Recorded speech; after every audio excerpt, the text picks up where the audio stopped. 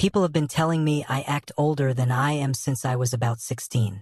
My name's Cole Whitfield. I'm 31, I run a motorcycle restoration shop out of an old barn on the edge of Millbrook Springs. And before I get into how a dumb joke turned into the biggest thing that ever happened to me, you should probably know why that joke even landed in the first place. I've never dated anyone my own age. Not once. Not in high school, not in college, not now. My best friend, Bo Linkvist, has been giving me grief about it since we were 14. I remember him sitting on his porch rail after football practice, watching me turn down some girl from school because I'd rather go sit with his aunt and talk about her tomato plants.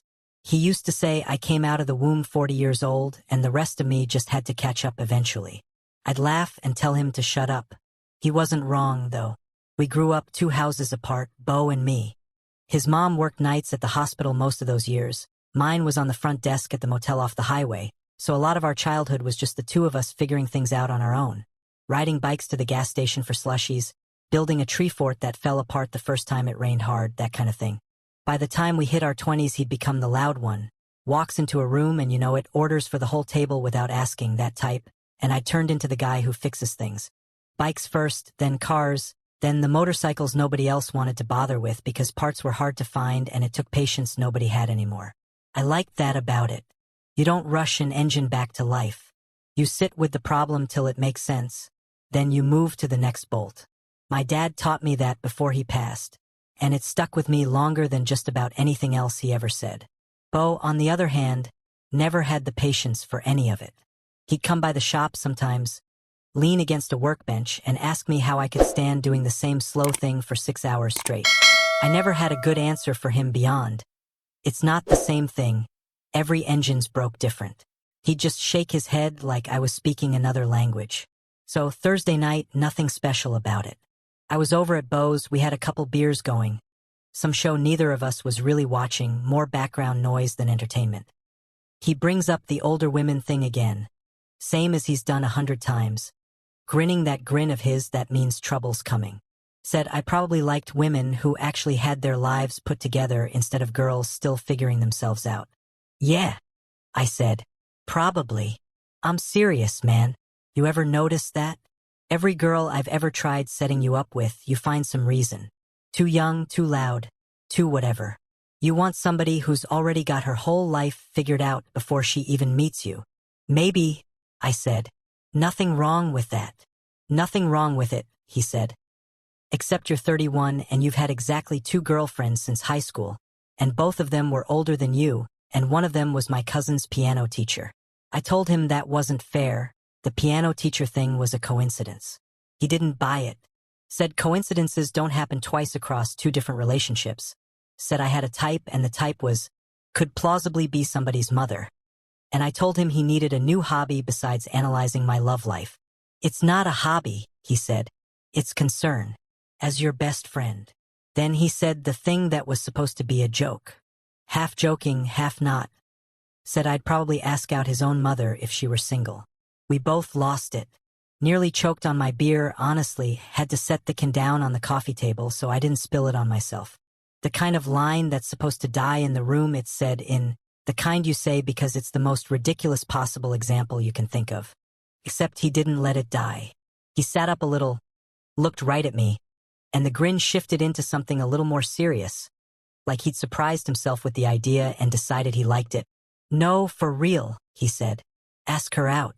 I dare you. You're out of your mind. I'm completely serious. You and your thing for older women. Here's your shot. Put your money where your mouth is. That's your mother, Bo. I'm aware of that, he said. Doesn't change the dare. I told him he was an idiot and we went back to the TV, and for a while it really did feel like it was over, just one more dumb thing we'd said to each other that would get brought up and laughed about later, the way we'd been ribbing each other since we were kids. But something about it sat wrong, or not wrong exactly, just stuck. And 3 days later I was still chewing on it at odd moments, in the middle of changing oil, standing in line at the grocery store, which bothered me because jokes aren't supposed to have that kind of staying power. Sitting on that couch laughing it off, I had no idea it was about to turn into the most serious conversation either of us would ever have. I almost told myself it didn't matter, that I could let it pass the way I'd let 100 other things pass. But that's never really how my head works. I'm the guy who can't leave a rattle in an engine alone even when the customer says it's fine. Says they've driven it like that for years, no problem. I have to find the rattle. It has to make sense or it sits there bothering me until I deal with it. So that Friday, the day after the dare, I caught myself at the shop staring at a carburetor I'd already cleaned twice. Not really seeing it. Thinking about a woman I'd known for years and never once let myself actually look at. I didn't say anything to anybody. Didn't even let myself use a word like crush in my own head. Because that felt too big for what it was. Too soon. Too ridiculous given how it started. I just noticed that the thought hadn't faded the way a joke is supposed to fade. And that bothered me enough that by Sunday I decided I needed to either kill it for good or find out if there was anything real underneath it. Sitting on the couch that Thursday night laughing along with Bo, I had no idea which one I'd end up choosing, or how much it would end up costing both of us to find out. I went back to work Monday morning like nothing had changed. Opened the shop at 7 the way I always did. Pulled an old Triumph onto the lift that a guy from 2 towns over had brought in for a full rebuild. Normally that kind of project is exactly what clears my head. Something with 100 small problems that all have answers if you're patient enough to find them. That Monday it didn't work the way it usually did. I caught myself standing there with a wrench in my hand, staring at nothing, more than once. By the time I locked up that evening, I'd more or less admitted to myself that this wasn't going away on its own, and that doing nothing about it was its own kind of answer too. That stuck feeling didn't go away. 3 days after Bo said it, I was standing outside the bookshop on Main Street with my hand actually on the door, trying to talk myself into walking away from it. Bo's mom is Renata Albescu. I'd known her for years, the easy way you know a friend's parent. Waves on the street, a holiday dinner here and there, nothing more than that. She'd been divorced a long time, long enough that it wasn't something anyone in town brought up anymore. Just a fact about her like anything else. She ran the only bookshop in Millbrook Springs, this narrow building wedged between the hardware store and a diner that always smelled like cedar and old paper. And I'd been in there plenty over the years, usually grabbing Bo or dropping something off he'd forgotten, never staying more than 5 minutes. I always walked out of that place thinking she was sharper than people gave her credit for. Knew every regular by name, knew what they'd want before they asked, had a system for the shelves that made no sense to anyone but her and somehow always worked. Fixed her own shelves when they came loose instead of waiting on someone. Kept a toolbox behind the register for exactly that. Laughed easy, but never at anyone. I remembered her laughing once at something I said about a customer's terrible parking job. And it wasn't mean, it was just genuine. And she had this way of actually looking at you when you talked, like she was listening for real, not just waiting for her turn. After Bo's dare, I started noticing all that on purpose instead of by accident, and that bothered me because I kept telling myself it was just his joke rattling around in my head, that it'd fade if I gave it a few days. 3 days. It is just his joke talking. It will fade. It didn't fade. Got louder, actually. By the second day, I'd caught myself thinking about her at the shop, wondering what she was doing, which was new territory for me and not comfortable territory at that. Tuesday afternoon. There I am outside her shop, palms sweating like I'm 17 again, which hadn't happened to me on a sidewalk in a long time. Not even close. I stood there a solid minute, made up 3 different reasons to leave, talked myself out of all 3, and pushed the door open before I could think better of it. Bell rang overhead. Same sound it always made. A little off-key, like it needed oiling and nobody had gotten around to it. Renata looked up from behind the counter. Arms full of books she was sorting into some pile only she understood. "Cole," she said, surprised but not unwelcoming. "Bo's not with you?" "No, it's just me today." "Everything all right?" We talked about nothing for a minute. Weather, some shipment that came in late, a customer who'd been asking after a book she didn't carry. I helped her set the stack down on the counter without really meaning to, just something to do with my hands. There was a stretch of quiet after that where neither of us picked the conversation back up, and I knew if I let it go another few seconds I'd lose my nerve completely and walk out having said nothing. "Can I ask you something?" I said.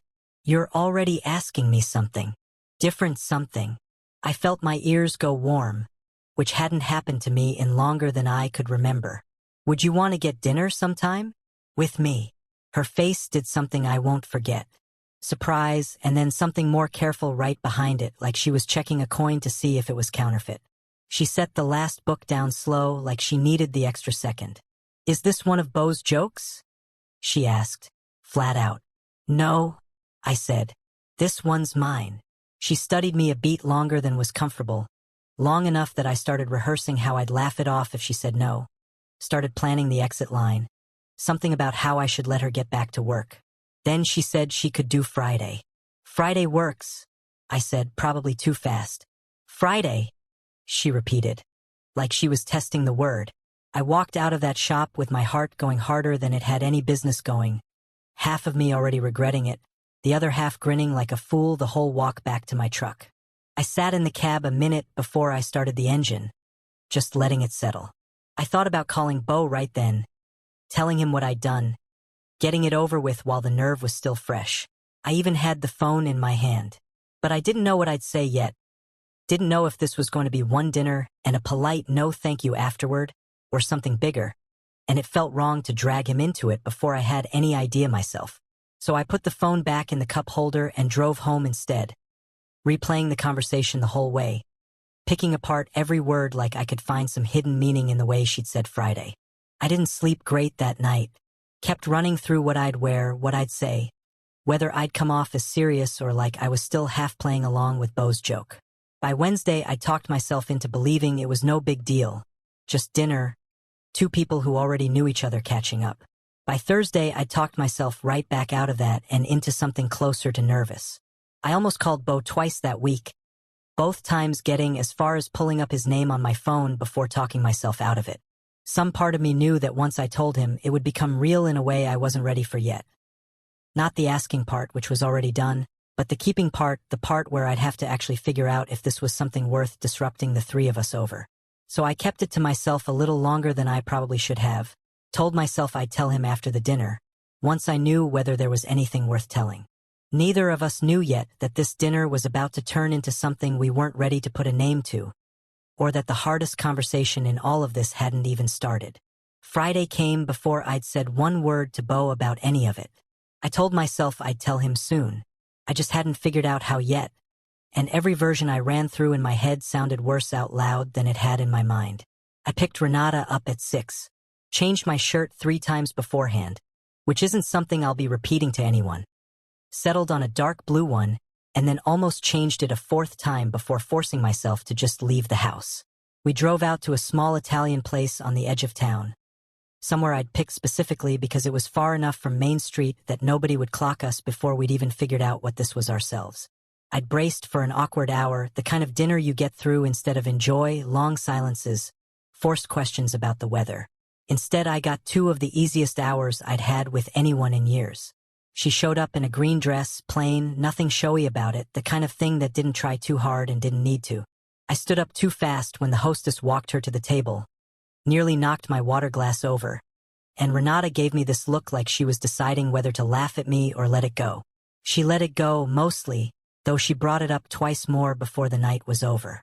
She had this dry, slow sense of humor that snuck up on you sideways, the kind where you didn't realize she'd made a joke until a beat after she'd said it. Asked real questions and actually waited for the answer instead of cutting in with her own story, which I wasn't used to. When I told her about the shop, about why motorcycles instead of cars, she went quiet a second, turned her fork over once, and asked why. I told her there was something about taking a machine everybody else had given up on and getting it running again, like giving it a second shot it wasn't expecting to get. She sat with that longer than most people would. "That's a particular thing to want," she said. "Where's that come from?" So I told her about my dad, about growing up watching him work a stuck bolt loose instead of forcing it and snapping it clean off, about the hours I spent in his shop as a kid not because he made me but because I wanted to be there. Told her that patience came from him, not from me figuring it out on my own, that some nights I still caught myself doing things the exact way he used to, like the habit just lived in my hands now and didn't need me to think about it. She told me about raising Beau alone after the divorce, the early years when money was tight enough that the bookshop almost didn't happen, about building it out of basically nothing. A loan from her sister, a lease nobody else wanted, shelves she'd built herself out of reclaimed wood. She told me how people her age get written off like they've stopped wanting anything just because they've stopped saying it loud. How she'd watch people's eyes slide right past her at the grocery store like she was furniture. Said most people assume a woman who's been on her own a while wants to stay that way. Said that's not always true. She said it quiet, looking at her water glass instead of at me, turning it a slow quarter turn the way you'd fidget with something to keep your hands busy, and something about how plain and honest it was caught me off guard. I didn't say anything for a second. Didn't know what to say that wouldn't sound like I was trying too hard. We sat in that booth a long while after the plates were cleared, the waiter coming by twice to ask if we needed anything else before finally just leaving us a check we didn't touch for another 20 minutes. Neither of us in any hurry. Driving her home, the radio low, neither of us talking much. I asked if I could see her again. She said yes. But then she got serious, turned in her seat a little to look at me directly, and told me we needed to tell Bo soon. Said a town this size doesn't sit on a secret long, and she didn't want her own son hearing it from somebody at the grocery store before he heard it from us. I know, I said. I'll talk to him. Soon, Cole. Not eventually. Soon. I agreed. I meant it when I said it. I drove home that night running through how I'd actually start the conversation with Bo. Figured I'd swing by the shop in the morning before he left for work, catch him with coffee in hand, just lay it out plain before he had a chance to hear it some other way. I even rehearsed a version of it out loud in my truck at a red light. Felt ridiculous doing it. Did it anyway. Something like, hey, so that dare actually went somewhere, and I need you to hear the rest of it from me. I didn't love any version of it. None of them sounded right out loud the way they had in my head. I meant to call him first thing the next morning. Didn't get the chance. I was still lying in bed running through how to start the conversation when my phone went off on the nightstand, and it was Bo. And something in the way he said my name when I picked up told me he already knew. I almost let it go to voicemail. Some part of me, half asleep, wanted 3 more minutes of not knowing what was coming. But the phone kept buzzing on the nightstand, insistent, and I knew putting it off wasn't going to change whatever was waiting on the other end. 8 in the morning, phone going off. Never a good sign with Bo, because the man does not surface before 10 unless something's wrong. Hasn't since college. I answered groggy, half expecting him to be calling about a flat tire or asking to borrow a tool. He wasn't yelling. That scared me more than yelling would have. Just asked, flat and calm, almost too calm, if it was true I'd taken his mother to dinner. Somebody from the diner across from that Italian place had already mentioned it to him over coffee that morning. Said they'd seen the two of us in a booth looking pretty cozy. Small towns. I was going to call you, I said, sitting up, already feeling the morning go sideways. Doesn't matter now, he said. Come over. I drove to his place with my stomach in knots, running through every version of how this could go, most of them bad, a couple of them very bad. Sat across from him at the same kitchen table we'd eaten cereal at as kids, the same chipped edge on the corner from where he'd dropped a hammer on it once trying to fix a wobbly leg, and I told him everything. That the dare hadn't stayed a joke. That I'd taken Renata to dinner and it had been the best 2 hours I'd had in I don't know how long. That I wanted to keep seeing her, and that I needed him to hear it from me before he heard it from anybody else, even though that ship had apparently already sailed. He went still. Didn't interrupt once, which wasn't like him. The grin was gone completely, replaced by something I'd rarely seen on his face. And for a second I genuinely thought I'd lost my best friend over a line he never meant seriously. You're not messing with me, he said finally. Not really a question. No. He got up, poured himself a coffee he didn't drink, just held the mug, came back and sat down. Then he asked me one thing, quiet, in a tone I'd almost never heard out of him. Did I actually care about her? Or had this just snowballed because he dared me into it and I felt stuck following through, too proud to back out? I gave him the truth. Said yeah, it started as a dare, no point denying that, but it stopped being about the dare somewhere around the second glass of water at that restaurant, somewhere in the middle of her telling me about building the shop from nothing. Said his mother was the steadiest, most interesting person I'd been around in years, and that scared me more than it didn't, because I didn't have a plan for what came after admitting that. He sat with that a while, turning his coffee mug slow on the table, not saying anything, looking at the table instead of at me. I let him take his time. Then he told me something I never saw coming. Something that explained every protective look he'd ever thrown at anyone who got too close to his mother. Every time he'd gotten weirdly quiet when a guy from town asked about her. Renata wasn't his mother by blood. She adopted him when he was 7, after his birth parents couldn't keep him, and in 24 years she'd never once made him feel like anything less than fully hers. Never brought it up like a footnote. Never treated him different from a kid she'd raised from birth. "She's not actually my mom," he said. "Not by blood. She adopted me when I was 7. My birth parents, that's a whole other conversation, but they couldn't keep me and she did. She didn't have to. She just did." I didn't know what to say. I'd known Bo most of my life and never once heard this. "The reason I'm asking if you're serious," he said, "is I already lost one set of parents who didn't choose to keep me. I need to know you're not going to treat her like some joke that got out of hand and then you just walk off when it gets complicated." "I'm not going anywhere," I told him, and meant it as plain as I'd ever meant anything. He looked at me a long moment, the kind of look that takes a full measure of a person, weighing something behind his eyes. Then he nodded, slow, and told me if I ever hurt her, best friend or not, he'd make my life difficult. "Fair," I said. It was his blessing in its own backwards way, and it changed how I understood both of them all at once, her and him and the whole shape of their family I'd never known the real story of. I stayed another hour after that, longer than I'd planned, the two of us talking about smaller things, easier things, like the conversation had cracked something open between us that needed time to settle back down. He told me a little about what those early years had been like, just bits and pieces, not the whole thing. Said that was Renata's story more than his to tell in full. I didn't push. I figured if she wanted me to know more, she'd tell me herself in her own time, the same way Bo had just told me on his. Before I left, he stopped me at the door, hand on my shoulder. No grin this time, just steady. "I mean it," he said. "Not as a joke. Take care of her." "I will," I said. I drove back to the shop that morning with a different kind of weight sitting in my chest than the one I'd driven over with, not lighter exactly, but settled. Like something that had been loose had finally found where it was supposed to sit. I called Renata that afternoon, mostly just to let her know Bo had found out and that it had gone better than I'd feared. She'd been worried about that conversation more than she'd let on. I think, worried what it might cost her relationship with her son if he took it badly. When I told her how it actually went, the adoption, the question he'd asked me, the warning at the door, she went quiet on the phone for a second. "He told you that," she said. "Not really a question. About when he was 7. Yeah. He doesn't tell people that. Not even people he's known a long time." "I figured it meant something," I said. "I just didn't know how much." "It means he trusts you," she said. "More than he'd probably admit to your face."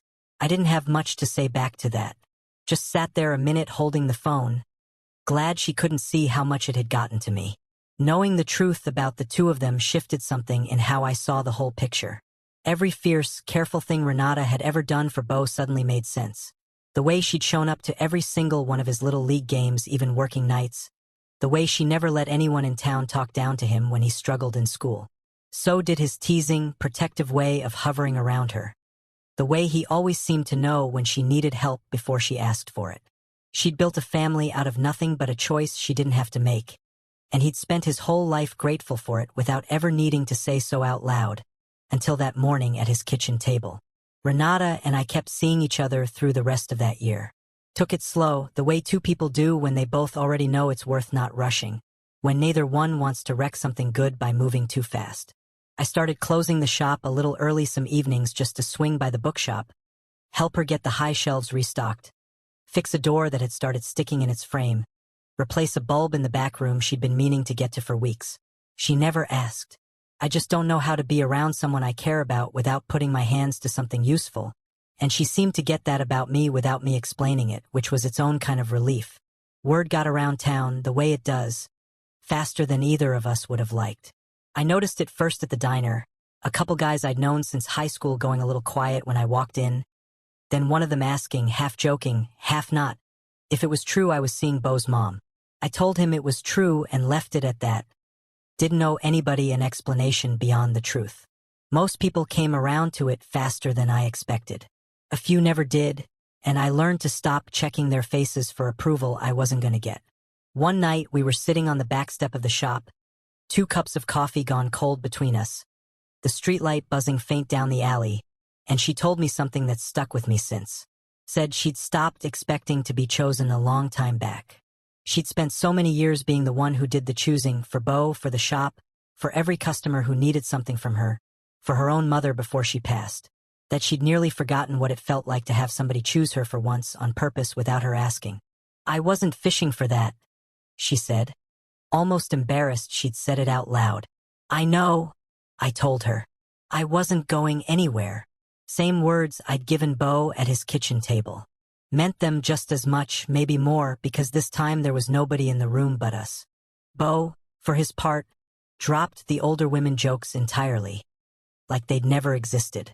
Started showing up at the shop more, sleeves rolled up, learning how to strip down an engine, asking real questions instead of cracking lines, getting genuinely frustrated when a bolt wouldn't budge the way I taught him not to force it. Took me a while to realize the dare he'd thrown out without thinking had handed him something he hadn't known he wanted either. His two favorite people, finally in the same room on purpose, instead of split between two separate parts of his life. There were harder nights too, because not everything went smooth just because the big stuff worked out. Renata told me once, late, sitting in her kitchen with the radio on low, that she worried people around town would only ever see the years between us and never see anything past that. That she'd hear it in the way some people's voices changed when they found out, a little too polite, a little too careful. "I've stopped caring what people see," I told her. "Stopped a long time before I ever walked into your shop, honestly." She looked at me a long moment, same way she had that very first day, checking a coin to see if it was real, except this time she smiled instead of asking why, like she already knew the answer and just wanted to watch my face say it anyway. By the time winter rolled around again, almost a full year gone by since that first Friday dinner, I knew exactly what I wanted, and exactly who I wanted to ask. I started saving for a ring that fall, quietly, not telling anyone, working a few extra Saturday hours on jobs I didn't strictly need to take just to put a little more aside. I thought about asking Bo to come with me to pick it out, then decided against it, figured this part needed to be mine alone, even if the rest of the story had 3 people in it from the start. I found one in a little shop 2 towns over, simple, nothing flashy, the kind of thing I thought she'd actually wear every day instead of saving for occasions. I carried it around in my jacket pocket for almost 3 weeks before I worked up the nerve to do anything about it, taking it out some nights just to look at it, putting it back before anyone could ask what I was holding. I knew I wanted Bo there when I asked her. Felt right, given how all of this started on his couch with a dare neither of us meant seriously. I called him up one night in early December and told him what I was planning. Asked if he'd be willing to be there, hide out at the overlook ahead of time. He went quiet on the phone for a second, and then I heard him laugh, that same loud laugh I'd known since we were 14. "Course I'll be there," he said. "Wouldn't miss it for anything." There was one more thing I needed to do before any of that, though, and it scared me almost as much as the dinner had back at the very start. A week before I planned to ask her, I drove out to see Bo alone. No real reason given, just told him I wanted to talk. We sat on the same porch rail we used to sit on as kids, and I told him what I was planning, told him I wanted his blessing again, properly this time, not the half-warning he'd given me at his kitchen table a year earlier. He didn't make me wait long for an answer. "You already have it," he said. "Had it for months. You think I'd be coming by the shop every weekend if I didn't. I just wanted to ask straight out." "Well, you did, and the answer's yes." He bumped my shoulder with his, same as he used to when we were 14. "Took you long enough, though." A year, almost to the week after that first dinner, I drove Renata out to the overlook above Millbrook Springs. Same spot I used to bring my dad's old bikes once I'd finished a rebuild, just to hear the engine run clean against all that quiet before I handed the bike back to whoever owned it. Best view in town, hands down. The whole valley laid out gold underneath you when the light hit it right, which it was doing that evening, almost too perfect, like the weather had gotten the memo. The drive up took maybe 15 minutes, winding road, gravel shoulder, the kind of route you only take if you already know where you're headed. Renata had her window cracked, hair pulled back, asking twice along the way where exactly we were going and getting nothing but "you'll see" both times, which she clearly found more annoying than charming. "What are we doing out here?" she asked, half laughing, looking around like she expected to see a motorcycle under a tarp somewhere. "Told you I wanted to show you something I've been working on.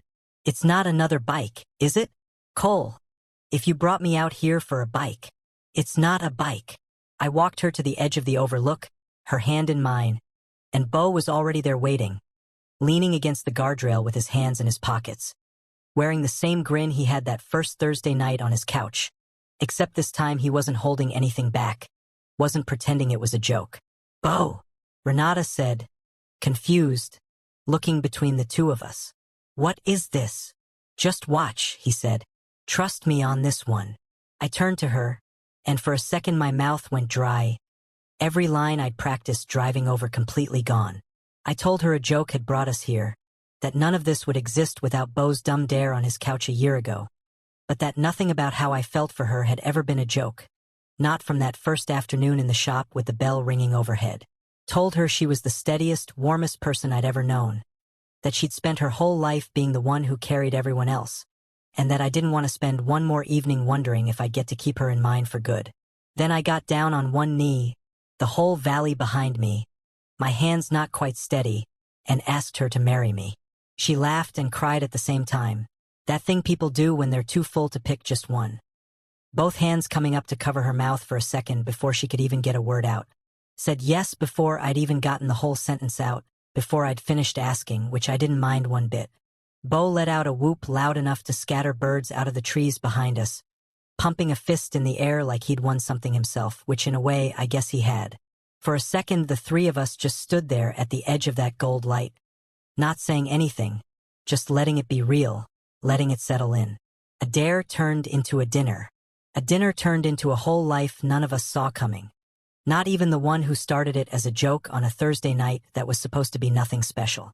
We got married the following spring, small ceremony, just family and a handful of close friends. Out behind the bookshop where she'd planted a little garden over the years without ever having much time to sit in it.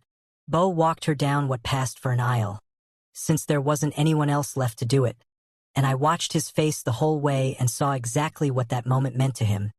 Even if he didn't say it out loud. He didn't have to. I'd learned by then that the important things between the three of us rarely needed saying outright. He gave a toast at the reception that ran longer than anyone expected.